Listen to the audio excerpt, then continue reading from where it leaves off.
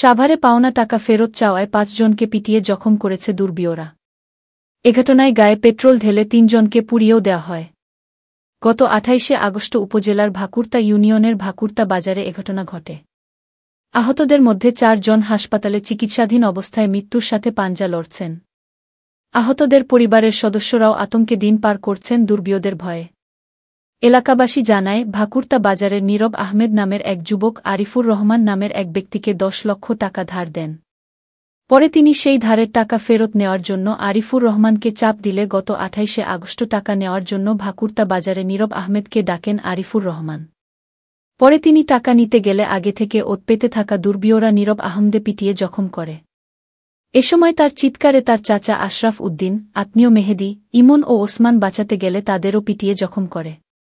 এ সময় মেহেদি, ইমন ও ওসমানকে গায়ে পেট্রোল ঢেলে আগুন দিয়ে পুড়িয়ে দেওয়া হয়।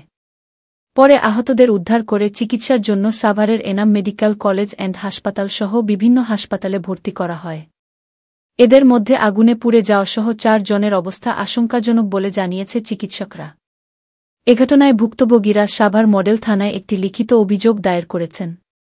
এ বিষয়ে সাভার মডেল থানার ওসি আতিকুল ইসলাম বলেন, তদন্ত করে দোষীদের বিরুদ্ধে আইনানুগ ব্যবস্থা নেওয়া হবে।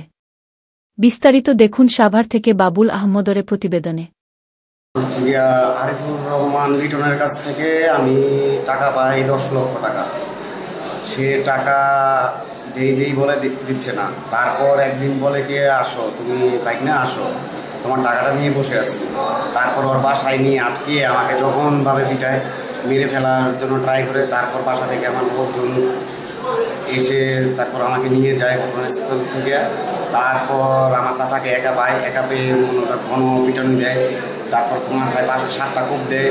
কোপ দেওয়ার পরে তারপরে ঘটনাস্থলে স্কুল থেকে আমার ছোট ভাই ৩ জন আসে। সাথে সাথে ঘটনাস্থলে আসার কারণে ওদেরকে পেট্রোল মেরে সাথে সাথে মনে করি ওরা ঘটনাস্থলকে ত্যাগ করে।